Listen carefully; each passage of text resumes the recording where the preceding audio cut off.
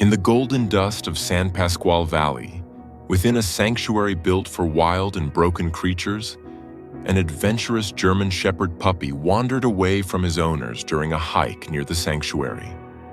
Lost and confused, the puppy followed intriguing scents and unfamiliar trails, inadvertently slipping through a narrow gap in the sanctuary's perimeter. Kruger, an older bobcat known for his gentle yet solitary nature, immediately sensed the intruder. As the massive predator descended, silent as death itself, the staff can only watch in horror, bracing for the inevitable brutal end. But what happens next defies all logic, every law of nature. An act so unexpected, so tender, it would spark a journey that would test every rule and leave everyone who witnessed it in tears. What truly happened between the lonely predator and the lost puppy? The answer will change everything you thought you knew about the animal world. Before we start, hit the like button and make sure to subscribe if you haven't, and hit that notification bell so that you won't miss any new stories. The dust of the San Pasqual Valley, a fine golden powder, settled on everything. It coated the leaves of the hardy manzanita bushes, dusted the roofs of the animal enclosures, and clung to the brim of Arthur Finley's worn baseball cap. For 40 years, Art had been the steady hand, the calm heart of the San Pasqual Wildlife Sanctuary. At 72, his face was a roadmap of laugh lines and worry creases, etched by decades of California sun and the countless lives, feathered, furred, and scaled, that had passed through his care. The sanctuary wasn't a zoo. There were no brightly colored signs, no popcorn stands, no crowds of noisy tourists. It was a place of healing, a refuge for the broken, the orphaned, and the misunderstood creatures of the American Southwest. It was a place of quiet purpose, where the primary sounds were the rustle of wind through the sycamores, the distant cry of a red-tailed hawk, and the soft padding of paws on dry earth. And in the heart of the sanctuary, in a spacious, rock-strewn habitat designed to mimic the chaparral-covered hillsides of his birth, lived Kruger. Kruger was a bobcat, and a magnificent one at that. His coat was a masterpiece of muted earth tones, tawny brown, soft gray, and stark black, that allowed him to melt into the shadows. His tufted ears swiveled independently, catching the faintest whisper of a field mouse, and his eyes, the color of aged whiskey, held a deep, abiding intelligence. But Kruger's magnificence was tinged with a permanent melancholy. He had come to the sanctuary a decade earlier, his hind leg mangled in a poacher's trap. Dr. Evans, the sanctuary's pragmatic and brilliant veterinarian, had saved the leg, but it had never healed quite right. Kruger walked with a slight, rolling limp, a constant reminder of the cruelty that had stolen his wild freedom. He was a king in a gilded cage, and the weight of his crown was loneliness. Art and his small team, especially the young and fiercely compassionate zoologist Sarah Jenkins, did everything they could for him. They provided enrichment, varied his diet, and spoke to him in low, soothing tones. Kruger tolerated their presence with a detached dignity, but he formed no bonds. He was a solitary creature by nature, and his injury had deepened that instinct into a fortress of isolation. He would watch the world from the highest rock in his enclosure, his gaze distant, as if seeing a horizon he could never reach. It was on a Tuesday morning in late spring, a morning so still you could hear the buzz of a hummingbird's wings from 50 feet away, that the quiet of the sanctuary was shattered. The breach was not loud, not an explosion or a crash, but a tiny whimpering sound, so out of place it was immediately alarming. Sarah was the first to hear it during her morning rounds, her brow furrowed. It wasn't the cry of a kit fox or a coyote pup. It was domestic. She followed the sound, her heart beginning to pound a nervous rhythm against her ribs. It led her down the dusty path, past the coyote rehabilitation pen, past the eagle aviary, and towards the far corner of the grounds, towards Kruger's habitat. A cold dread washed over her. The whimpering was coming from inside the Bobcat enclosure. She scrambled up the observation platform, her binoculars fumbling in her trembling hands. She scanned the enclosure, her eyes darting from the shaded den to the sun-drenched rocks. And then she saw it. Huddled at the base of Kruger's favorite sunning rock was a small, trembling ball of black and tan fur. A puppy. A German Shepherd puppy, no more than 8 weeks old, all paws and ears and terrified saucer-like eyes. And descending from the rock, silent as a falling shadow, was Kruger. Sarah's breath caught in her throat. Her blood ran cold. This was the ultimate nightmare scenario. A defenseless domestic animal, a baby, in with a wild predator. A predator who, despite his limp, was still a perfectly honed killing machine. She fumbled for her radio, her voice a choked whisper. "Art, code red at the Bobcat enclosure. There's a puppy inside with Kruger." The response was instantaneous. Art's voice, usually so calm, was tight with urgency. "On my way, Sarah. Do not enter. I repeat, do not enter. Just observe." Sarah couldn't look away. The puppy had flattened itself to the ground, a pitiful whine escaping its throat. Kruger was now just a few feet away, his body low, his movements fluid and deliberate. This was the stalk. The final moments before the inevitable, violent end. Sarah squeezed her eyes shut, bracing for a scream that would be torn from the puppy's throat. But it didn't come. When she dared to open her eyes again, the scene before her defied all logic, all instinct, all of her zoological training. Kruger was not attacking. He had stopped a foot from the puppy. His tufted ears were forward, not pinned back in aggression. His body was tense, but with curiosity, not predation. He extended his head slowly and with infinite gentleness, nudged the trembling puppy with his nose. The puppy flinched, then let out another small whimper. Kruger nudged it again, a soft, inquisitive touch. He then did something Sarah had never seen him do before. He laid down, not in a crouch, ready to spring, but in a full, relaxed posture. His forepaws stretched out in front of him, his head on the ground, placing himself at the puppy's level. He let out a low, chuffing sound, a noise bobcats sometimes use to communicate with their young. The puppy, seemingly responding to this universal language of non-aggression, crept forward. It sniffed at Kruger's massive paw, then, gaining a sliver of courage, licked his nose. Kruger didn't flinch. He simply watched the small creature with those impossibly old, whiskey-colored eyes. After a moment, the exhausted, terrified puppy collapsed into a heap against the bobcat's warm, furry side and fell asleep. Kruger laid his head down next to the pup, a silent, motionless guardian. By the time Art arrived, breathless and carrying a tranquilizer rifle he prayed he wouldn't have to use, he found Sarah staring, tears streaming down her face. "Art, you have to see this," she whispered, handing him the binoculars. Art raised them to his eyes, his knuckles white. He saw the scene, this impossible tableau of predator and prey, and a lifetime of wildlife management experience told him it was a fluke, a temporary ceasefire that could erupt into bloodshed at any second. "It's a miracle," Sarah breathed.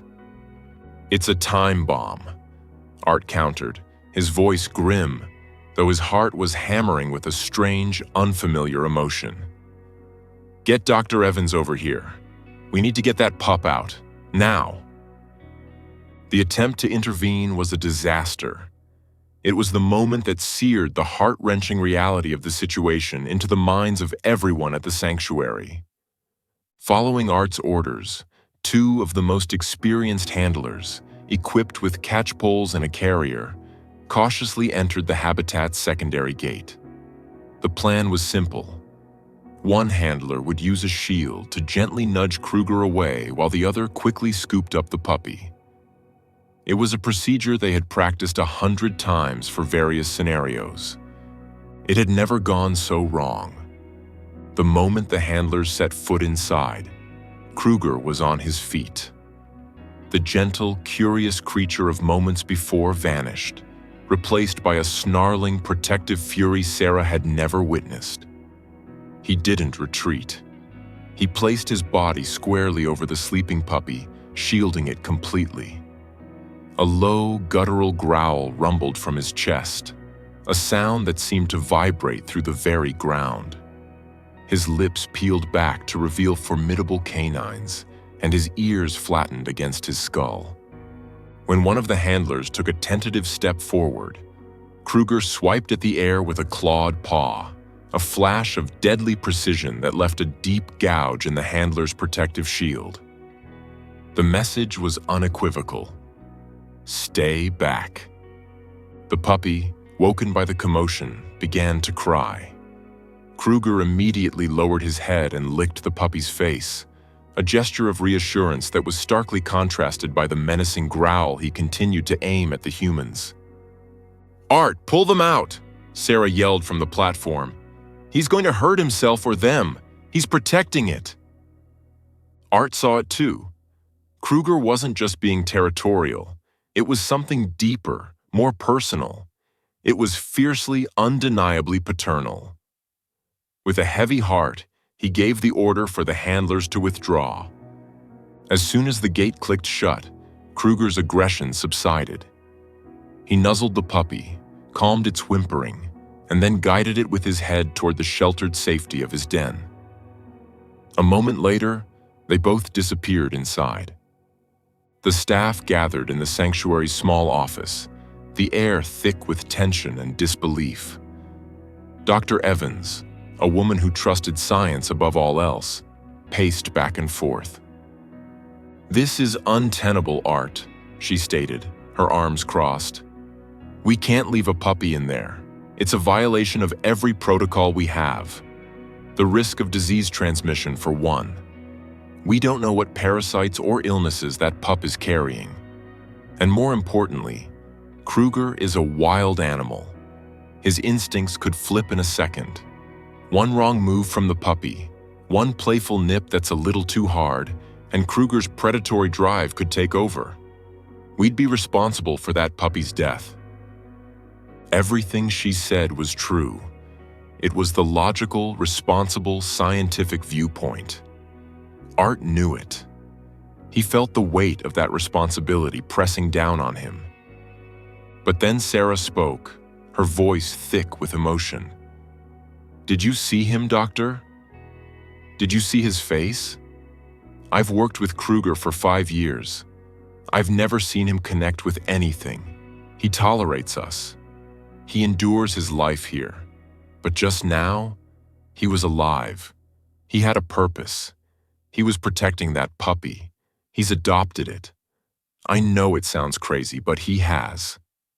She turned to Art, her eyes pleading. "And what about Kruger's mental health? He's been a ghost for years. This is the first time I've seen him look happy. If we take that puppy away, what will it do to him?" The room fell silent. They were caught in an impossible dilemma. The safety of the puppy versus the well-being of the Bobcat. Protocol versus a miracle. Art leaned back in his creaky office chair, the wood groaning under the weight of his decision. He looked out the window at the distant, sun-baked enclosure. He thought of Kruger's lonely silhouette on the rock, day after day, year after year. He thought of the fierce, desperate protectiveness he had just witnessed.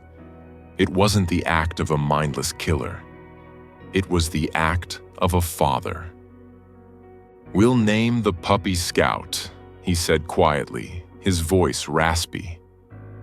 The others looked at him, stunned, because he somehow managed to scout out the one place, the one animal in this entire valley that needed him the most. He looked from Dr. Evans's worried face to Sarah's hopeful one. "We'll set up a 24/7 watch, a live video feed to this office. We'll have the vet team on standby. We'll do a remote fecal analysis on the pup as soon as we can get a sample, test for everything under the sun. We'll prepare a specialized diet and find a way to deliver it so they both get what they need. We'll take every precaution imaginable." He took a deep breath. "But for now, we let them be. We watch, and we pray we're doing the right thing." The days that followed were a masterclass in unlikely tenderness. The story of Kruger and Scout became the sanctuary's secret, a fragile bubble of wonder they protected fiercely. The live feed in Art's office became the most watched channel in the world for the small team. They watched, mesmerized, as an old, crippled Bobcat taught a clumsy German Shepherd puppy the ways of the wild. Kruger was an astonishingly patient father. He would let Scout clamber all over him, nipping at his tufted ears and batting at his bobbed tail. When the puppy's play became too rough, Kruger wouldn't retaliate with tooth or claw. He would simply pin Scout gently with a large paw, holding him until the puppy calmed down, then release him with a disciplinary lick on the nose. He taught Scout how to stalk. A great, lumbering German Shepherd puppy trying to mimic the silent, fluid grace of a Bobcat was a sight of pure, heartwarming comedy. Scout would bunch up his hindquarters, wiggle his rear end with comical intensity, and then spring forward, landing with a loud, clumsy thud that would have scared off any real prey for miles. Kruger would watch with what looked suspiciously like amusement, then demonstrate again, his own movements a silent poem. In return, Scout taught Kruger how to play. He brought a joyous, boisterous energy to the quiet enclosure.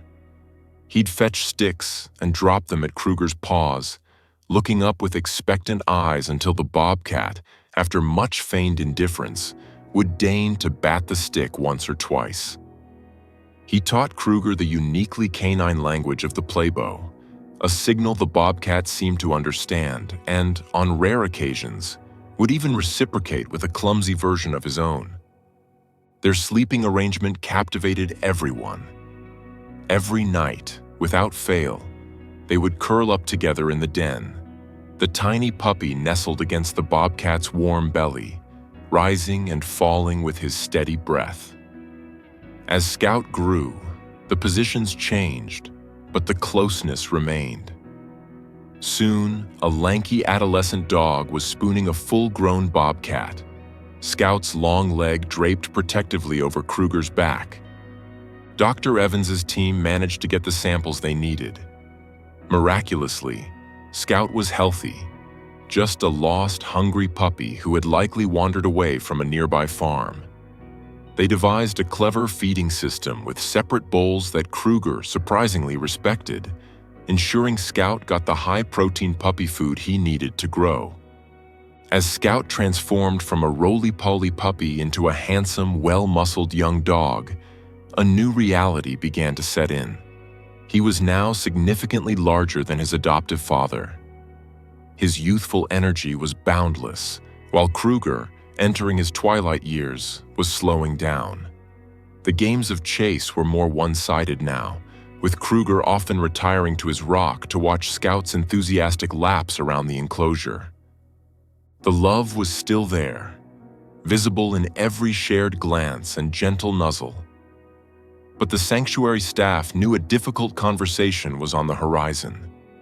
The San Pasqual Wildlife Sanctuary was no place for a large, healthy domestic dog to live out his life. It wasn't fair to him. He needed more space, more interaction with his own kind, and a purpose that went beyond being a bobcat's companion.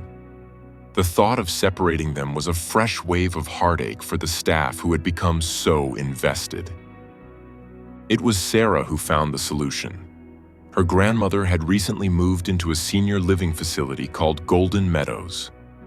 During a visit, Sarah had watched a therapy dog make its rounds, seeing firsthand the immense comfort and joy the animal brought to the elderly residents. She saw the way their faces lit up, how they would talk to the dog, stroking its fur, their loneliness and pain seeming to melt away for a few precious moments. And she thought of Scout. He had been raised with a quiet gentleness by the old, patient Kruger. He was used to moving slowly, to being a calm presence. He wasn't boisterous or jumpy like other young dogs. He had a deep well of empathy that seemed to flow from his improbable upbringing. He had learned the art of quiet companionship. She proposed the idea to Art, her voice trembling slightly. "He's a therapy dog, Art. He's been in training for it his whole life without us even realizing it." He learned how to be gentle and comforting from Kruger. He could bring so much happiness to people. Art listened, his gaze fixed on the monitor where Scout, now a full-grown, magnificent dog, was resting his head on Kruger's flank. Separating them felt like tearing a single soul in two. But Sarah was right. Scout deserved a life of his own, a purpose. And the love he had received in this enclosure was too powerful to be contained. It needed to be shared. The director of Golden Meadows Senior Living, a kind-faced woman named Mrs. Gable, was initially skeptical when she heard the story. A dog raised by a bobcat? It sounded like a tabloid headline. But then Art and Sarah showed her the videos. They showed her Kruger's gentle grooming, Scout's patient companionship, the undeniable bond of love between two impossible friends. Mrs. Gable was moved to tears. She agreed to a trial visit. The day they took Scout from the enclosure was one of the hardest days in the sanctuary's history. There was no way to explain it to either animal. Scout whined in confusion as Sarah clipped a leash to his collar for the first time. Kruger paced frantically, his guttural cries echoing through the valley. It was a heart-wrenching sound, a cry of pure loss. As the van pulled away, Scout pressed his face against the rear window, his eyes locked on the frantic figure of the bobcat growing smaller and smaller in the distance. The entire staff felt like villains. Scout's first few days at Golden Meadows were tentative.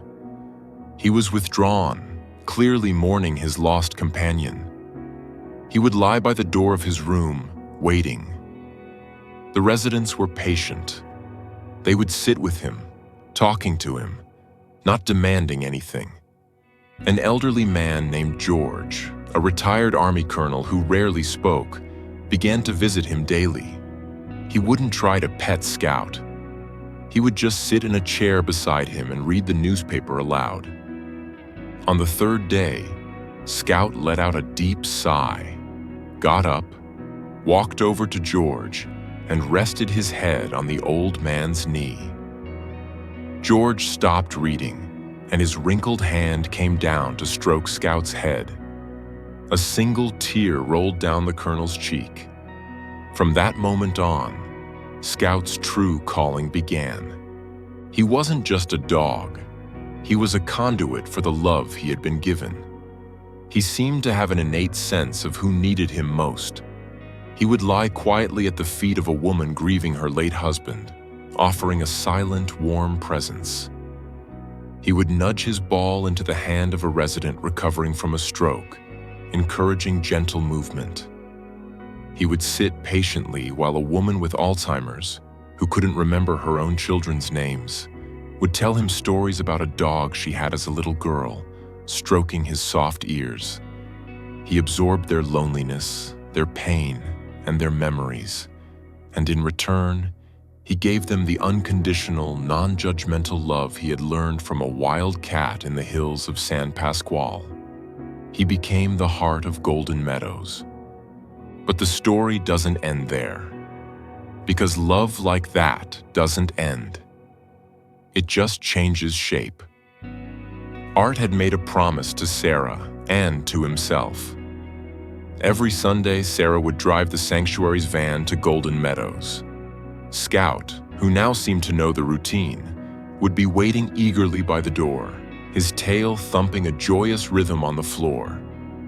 He would hop into the van, and they would make the journey back to the dusty sanctuary, back to the place of his strange and wonderful puppyhood. The moment he was let out of the van, he would race towards the Bobcat habitat. And inside, Kruger, who would have been waiting restlessly all morning, would be at the fence. When the gate was opened, the reunion would leave everyone who witnessed it in tears. Scout, the big, powerful German Shepherd, would lower his head in deference, whining with happiness. Kruger, the aging Bobcat, would rub his face all over Scout's neck and chest, chuffing and purring with an intensity that vibrated through the air. They would fall into their old habits as if no time had passed. They'd walk the perimeter of the enclosure together, side by side. They'd lie down on the sun-drenched rock, Scout's large body now a warm, protective barrier for the old Bobcat who had once protected him. Art and Sarah would watch from the platform, their own eyes wet. They saw the truth before them, a love that defied species, defied logic, and defied expectations. They had taken a risk, a leap of faith based on a single, impossible observation. They had chosen compassion over protocol, and the result was a ripple of warmth that had spread from a lonely bobcat to a lost puppy, and from that puppy to a community of lonely souls. Scout had found his purpose, bringing comfort to the elderly, paying forward the gentle love he had first received. And Kruger, in his final years, was no longer the lonely king in a gilded cage. Every Sunday, his boy came home. He was a father, a friend, a mentor. He was loved. And in the quiet of the San Pasquale Valley, under the warm California sun, that was more than enough. It was everything.